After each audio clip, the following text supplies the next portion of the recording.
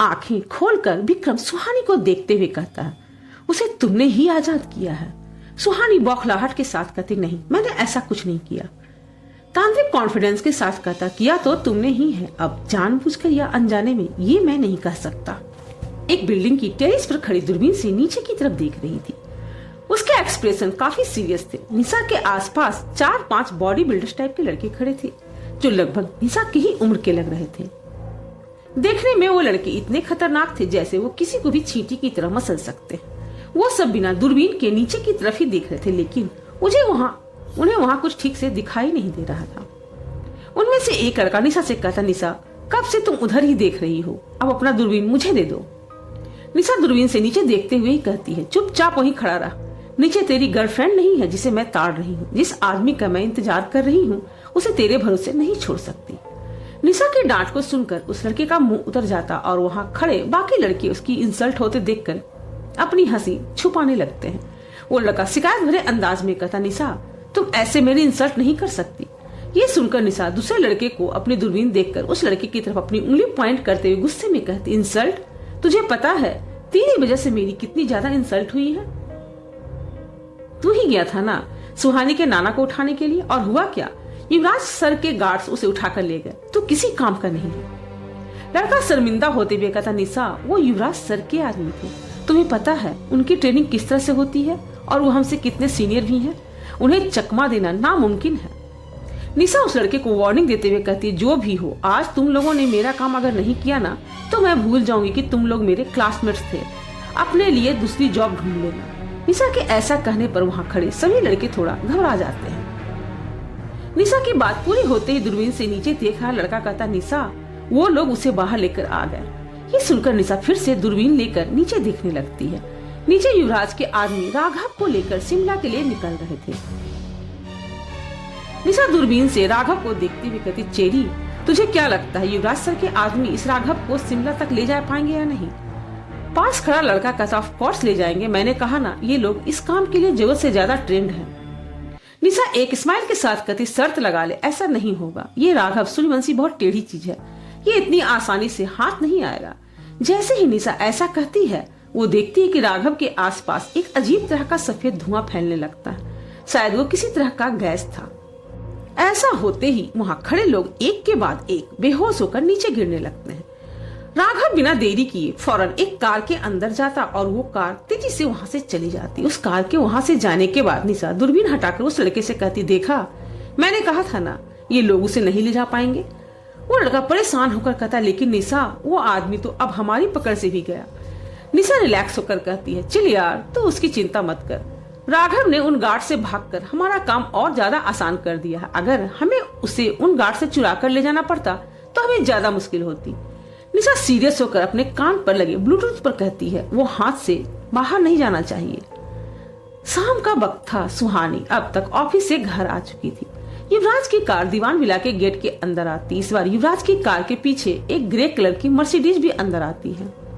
युवराज और विक्रम दोनों अपनी कार से बाहर निकलते हैं। कार से बाहर निकलकर युवराज विक्रम को देखते हुए कहता, अंदर चलो। युवराज और विक्रम कुछ कदम ही आगे बढ़ पाते हैं तभी समायरा की बाइक भी विला के अंदर आ जाती है।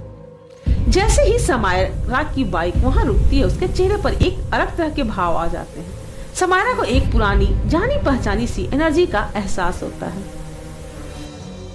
समायरा की नजर फौरन विक्रम पर जाती है और वो गुस्से और हैरानी के मिले जुले भाव के साथ उसे घूरने लगती है। उसे समझ में आ जाता है कि विक्रम कौन है। अब जहाँ सिद्धार्थ के पुराने कारनामों को याद करके समायरा को गुस्सा आ रहा था, वहीं उसे युवराज के साथ देखकर हैरानी हो रही है। समायरा बिना कुछ रिएक्ट किए उन दोनों के पास जाती है और युवराज को सवालिया नजरों से देखने लगती है। विक्रम एक डेविल स्माइल के साथ समायरा को ही देख रहा था, जिससे समायरा का गुस्सा और भी ज्यादा बढ़ रहा था। युवराज समायरा से कहता है, अभी हमारे पास सिर्फ यही एक ऑप्शन है। समायरा कहती, क्या तुम्हें इस मुर्दे पर भरोसा है? युवराज जवाब देता, नहीं, इसीलिए मैंने तुम्हें यहाँ बुलाया है। तुम इन चीजों के बारे में अच्छे से जानती हो। मैं चाहता हूँ कि तुम देखो कि कहीं ये कुछ गलत ना करे, और अगर ये कुछ गलत करता है तो तुम जो चाहो इसके साथ कर सकती हो। युवराज के ऐसा कहने पर समायरा नफरत भरी नजरों से एक बार विक्रम को देखती और फिर घर के अंदर चली जाती है। कुछ ही देर में युवराज, विक्रम और समारा युवराज के बेडरूम के अंदर आ जाते हैं। वहां सुहानी बेड पर बैठे अपना काम कर रही थी। अचानक से किसी की आने की आहट सुनकर उसका ध्यान दरवाजे की तरफ जाता है। विक्रम को रूम के अंदर आते देख सुहानी हैरानी से उठकर खड़ी हो जाती है। युवराज को सुहानी के इसी रिएक्शन की उम्मीद थी। सुहानी गुस्से से विक्रम को देखते हुए कहती है, तुम यहाँ पर क्या कर रहे हो? विक्रम एक गंदी सी स्माइल के साथ सुहानी को देख रहा था। विक्रम को देखकर युवराज और समारा को भी बहुत गुस्सा आ रहा था, लेकिन इस वक्त उनके पास विक्रम को झेलने के अलावा और कोई भी ऑप्शन नहीं था। सुहानी को हाइपर होते देख युवराज उसके पास जाकर उसे समझाते हुए कहता, सुहानी प्लीज काम डाउन, मैं हूं ना, ये जरूरी है। युवराज की बात सुनकर सुहानी थोड़ा शांत होती है। इसके बाद विक्रम को देखकर उसे पास आकर अपना काम करने का इशारा करता है। विक्रम पहले से ही उस रात जंगल में अभिज्ञान से भिड़ चुका था, इसलिए उसे उस प्रेत के बारे में युवराज और समारा से कहीं ज्यादा पता था। लेकिन विक्रम ये बात युवराज को नहीं बताता। वो चलते हुए सुहानी के पास आता है और अपना हाथ उसकी तरफ बढ़ा देता है। वहां पर समारा खड़ी थी, इसलिए विक्रम के कुछ भी गलत करने की कोई भी गुंजाइश नहीं थी। युवराज के कहने पर सुहानी अपना हाथ विक्रम के हाथ पर रख देती है, लेकिन अगले ही पल वो अपना हाथ पीछे लेते हुए डर और गुस्से के साथ विक्रम से कहती है, सिद्धार्थ। सुहानी के ऐसा कहने पर वहां सभी लोग हैरान रह जाते हैं। किसी को भी समझ में नहीं आ रहा था कि सुहानी सिद्धार्थ को कैसे पहचान सकती है। सुहानी इस वक्त बहुत ज्यादा हैरान थी, लेकिन तभी युवराज सुहानी के कंधे पर अपना हाथ रखकर कहता है, मैं तुम्हें सब बताऊंगा, पहले अभी हमारे पास बहुत कम वक्त है, सो प्लीज। युवराज के कहने पर सुहानी फिर से विक्रम के हाथ पर अपना हाथ रख देती है। सुहानी के हाथ रखने के बाद विक्रम अपनी आंखें बंद कर लेता है। कुछ ही देर में वो दोनों इसी तरह से खड़े रहते हैं और फिर विक्रम अपनी आंखें खोल लेता है। आंखें खोलकर विक्रम सुहानी को देखते हुए कहता है, उसे तुमने ही आजाद किया है। सुहानी बौखलाहट के साथ कहते, नहीं, मैंने ऐसा कुछ नहीं किया। विक्रम कॉन्फिडेंस के साथ कहता, किया तो तुमने ही है, अब जानबूझकर या अनजाने में ये मैं नहीं कह सकता। विक्रम की बातें सुहानी का गुस्सा और भी ज्यादा बढ़ा रही थी। युवराज उस बात को टालते हुए कहता है, फॉरगेट इट, फिलहाल तुम ये बताओ कि क्या तुम उसे कैद कर सकते हो? विक्रम कहता है, अकेले तो नहीं, लेकिन अगर समायरा साथ दे तो शायद कर सकता हूँ। विक्रम के कहने पर युवराज समायरा की तरफ देखता है। समायरा उनकी तरफ आकर कहती है, तो कब करना है ये? विक्रम उसकी जल्दबाजी देखकर कहता है, तुम जल्दबाजी बहुत करती हो। ये क्रिया अमावस्या के दिन ज्यादा असर करती है और अमावस्या 4 दिन के बाद है।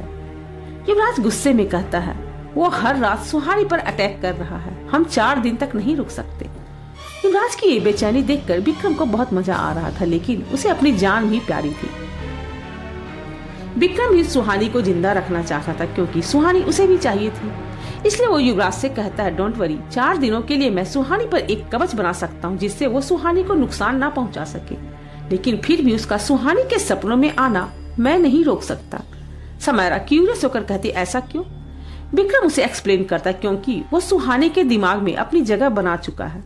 सुहानी को देखकर ऐसा लगता जैसे इसके दिमाग से बहुत से लोगों ने खेला है। मुझे हैरानी है कि अब तक ये मेंटली स्टेबल है। सुहानी अभी भी विक्रम को अजीब सी नजरों से देख रही थी। उसे विक्रम का वहां होना बिल्कुल भी अच्छा नहीं लग रहा था। युवराज ये बात अच्छे से समझ रहा था। वो बेरुखी के साथ उसे झेल रहा था। विक्रम से कहता है, युवराज जो भी करना है जल्दी करो और यहाँ से निकलो। युवराज की बात सुनकर विक्रम सुहानी को बेड पर बैठने के लिए कहता है और खुद भी उसके सामने बैठ जाता है। विक्रम सुहानी के सर पर अपना हाथ रखकर कुछ देर तक कुछ मंत्र पढ़ता है और फिर उसके हाथ में एक धागा बांधकर कहता है, अब वो कुछ दिनों तक तुम्हें नुकसान नहीं पहुंचा पाएगा। ये कहते हुए विक्रम की आंखों में एक अलग ही चमक और चेहरे पर स्माइल थी। युवराज को उसकी ये स्माइल देखकर बहुत ज्यादा इरिटेशन हो रही थी। तभी समायरा का फोन बजता है और वो कॉल अटेंड करने के लिए कुछ दूर चली जाती है। विक्रम को भी अब समझ में आ गया था कि कम से कम कुछ दिन तक उसकी जान को युवराज से खतरा नहीं, क्योंकि युवराज को उसकी जरूरत थी। विक्रम उठकर युवराज को देखते हुए कहता, युवराज दीवान, मैंने सुना था कि तुम हर काम में सबसे आगे हो, लेकिन मुझे नहीं लगा था कि तुम यहाँ पीछे रह जाओगे। युवराज कंफ्यूज होकर कहता, क्या मतलब? सुहानी भी विक्रम के कहने का मतलब जानना चाहती थी।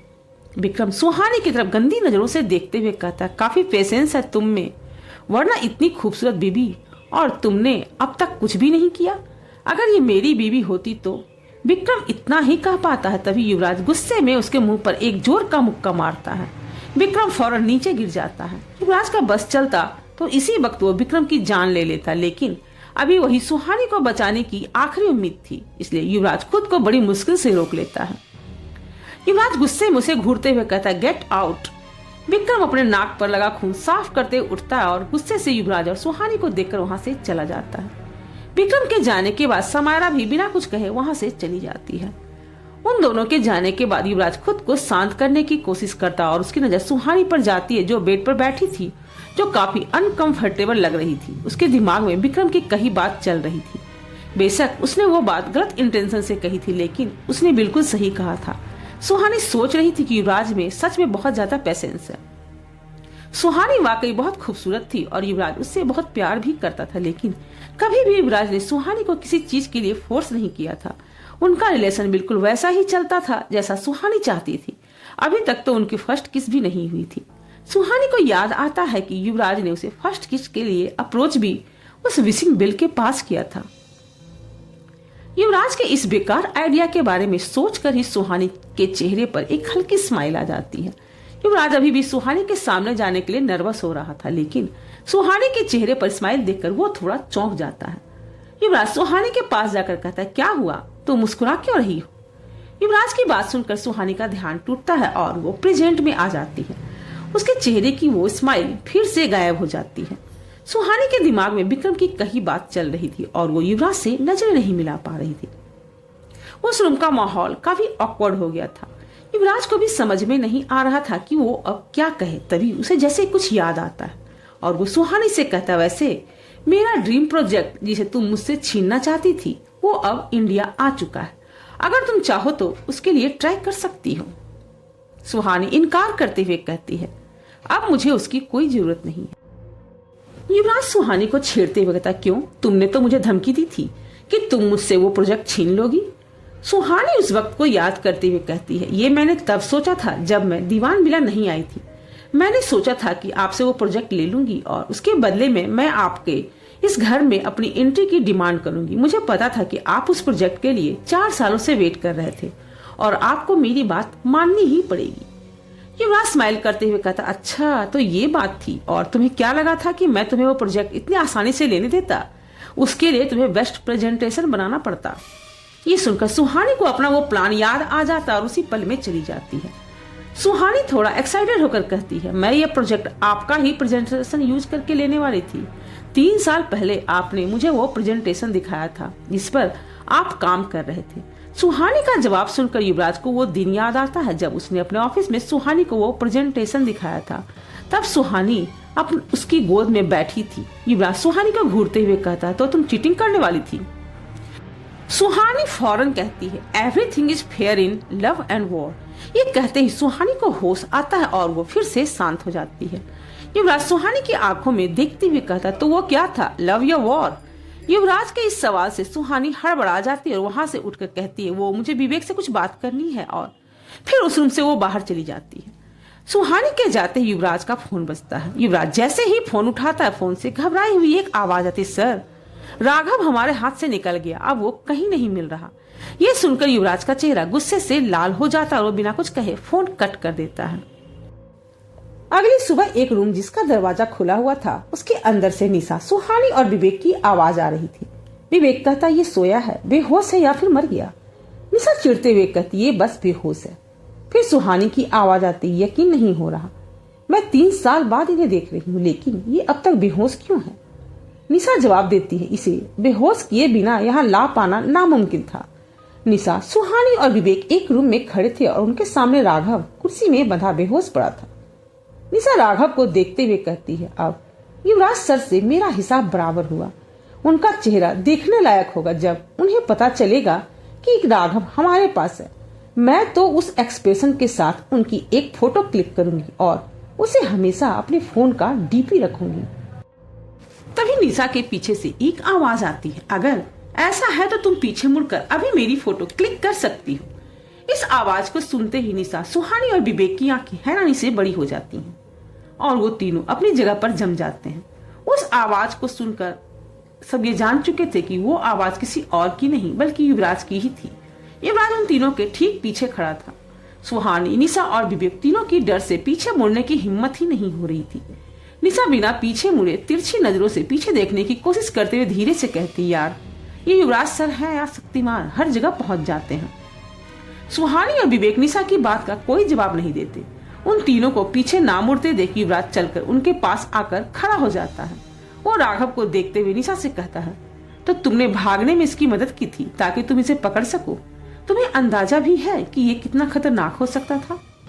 युवराज की आवाज में नाराजगी साफ जाहिर हो रही थी। ये सुनकर निशा फौरन कहती, लेकिन मैंने इसे नहीं भगाया। युवराज निशा की तरफ सख्त भरी निगाहों से देखते हुए कहता, अच्छा तो फिर तुम झूठ बोलकर मुंबई क्यों गई थी?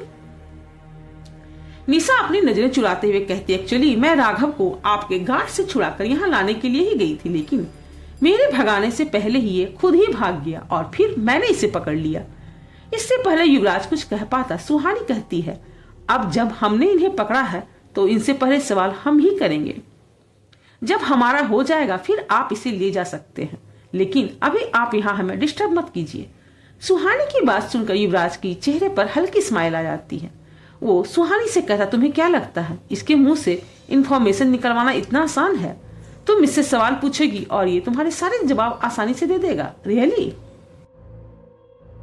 युवराज की बात सुनकर वो तीनों खामोश हो जाते हैं। युवराज की बात में पॉइंट तो था, राघव इतनी आसानी से कुछ उगलने वालों में से नहीं था। जब वो तीनों कुछ नहीं कहते तो युवराज पूरे कॉन्फिडेंस से आगे कहता, ओके देन ट्राई करके देख लो, फिर मुझे बताना। ये कहकर युवराज वहां से चला जाता है। युवराज वहां से चला तो गया था, लेकिन उसके गार्ड्स अभी भी उस रूम के बाहर ही खड़े थे। विवेक राघव को देखते हुए उदासी के साथ कहता, यार युवराज सच सही कह रहे थे, हम इसे यहाँ ले तो आए हैं, लेकिन ये वेल ट्रेंड है, हम इससे शायद ही कोई इन्फॉर्मेशन निकलवा पाएंगे। विवेक के ऐसा कहते ही राघव के बॉडी में थोड़ी हलचल होने लगती है और धीरे धीरे उसकी आंखें खुलने लगती है। राघव को देखकर सुहानी, निशा और विवेक अब अलर्ट हो जाते हैं। होश में आने पर राघव को एहसास होता है कि उसका शरीर बंधा हुआ है। वो गुस्से में गुर्राते हुए अपनी आंखें खोलता है। उसके ऐसा करने पर निशा, सुहानी और विवेक घबराकर कुछ कदम पीछे हो जाते हैं। राघव के गुर्राने की आवाज सुनकर कमरे के बाहर से युवराज के गार्ड्स अंदर आते हैं और उन तीनों के पीछे आकर खड़े हो जाते हैं। उन तीनों को नहीं पता था कि युवराज वहां अपने गार्ड छोड़ कर गया है। इतने सारे गार्ड्स को अपने पीछे देखकर वो और भी ज्यादा घबरा जाते हैं। तभी उनके पीछे से रॉबिन सुहानी के सामने आकर उससे कहता, मैम आप लोग डरिए मत, युवराज सर ने आप लोगों की सेफ्टी के लिए ही हमें यहाँ छोड़ा है, क्योंकि ये आदमी बहुत ज्यादा डेंजरस है। रॉबिन को देखकर वो लोग थोड़ा रिलैक्स होते हैं और फिर से राघव की तरफ घूम जाते हैं। अब तक राघव पूरी तरह से होश में आ गया था। जैसे ही सुहानी, निशा और विवेक उसकी तरफ फिर से मुड़ते हैं तो राघव उन्हें देखकर दंग रह जाता है। उसे समझ में नहीं आ रहा था कि जो वो देख रहा है वो कोई सपना है या फिर सच। राघव को जो आखिरी बात याद थी वो ये थी कि युवराज के गार्ड से बचकर उनकी ही कार से वो भाग रहा था। राघव जानता था कि जिस कार से वो भाग रहा है उसके ट्रैक करना बहुत आसान है, इसलिए जब कुछ दूर जाने के बाद राघव को एक दूसरी लाल रंग की कार दिखी तो वो युवराज की कार से निकलकर उस लाल रंग की कार में जाकर बैठ गया था। और जैसे ही उसने वो कार स्टार्ट की उसका सर घूमने लगा और वो बेहोश हो गया। निशा पहले से ही जानती थी कि वहां से भागने के बाद राघव अपनी कार बदलने की कोशिश जरूर करेगा, इसीलिए वो लाल कार रास्ते में निशा नहीं रखवाया था। जैसे ही राघव ने कार स्टार्ट की उसके अंदर एक तरह का गैस लीक हुआ जिससे राघव बेहोश हो गया और उसी बेहोशी की हालत में निशा राघव को लेकर शिमला आ गई थी। राघव को भी अभी कुछ समझ में नहीं आ रहा था, लेकिन सामने उन तीनों को इतने सारे गार्ड्स के साथ देखकर राघव अपनी एक्टिंग स्टार्ट करते हुए कहता, अरे बेटा सुहानी, तुम यहाँ क्या कर रही हो और तुम लोगों ने मुझे इस तरह से बांध कर क्यों रखा है? राघव की बात सुनकर निशा इरिटेट होकर कहती है, ये अभी निरूपा रॉय की एक्टिंग करने वाला है, मैं बहुत थक गई हूँ, अब मैं ये सब नहीं झेल सकती।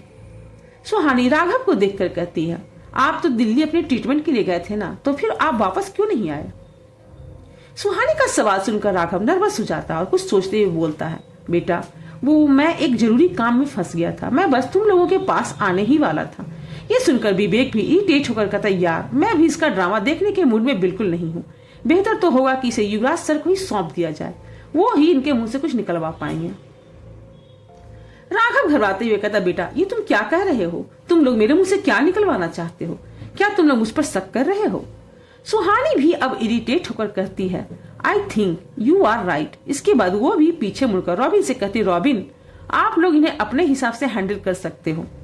ये कहकर सुहानी उस रूम से बाहर चली जाती है और राघव चीखते हुए उन्हें रोकने की कोशिश करता है, लेकिन वो पीछे मुड़कर नहीं देखते।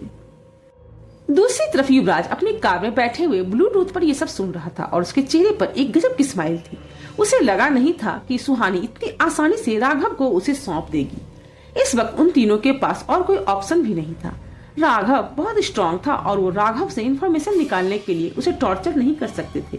ये काम सिर्फ युवराज और उसके आदमी ही कर सकते थे, इसलिए उन्हें राघव को युवराज के भरोसे छोड़ना ही ठीक लगा। और एक वजह ये भी थी कि अब वो लोग फिर से युवराज पर भरोसा करने लगे थे।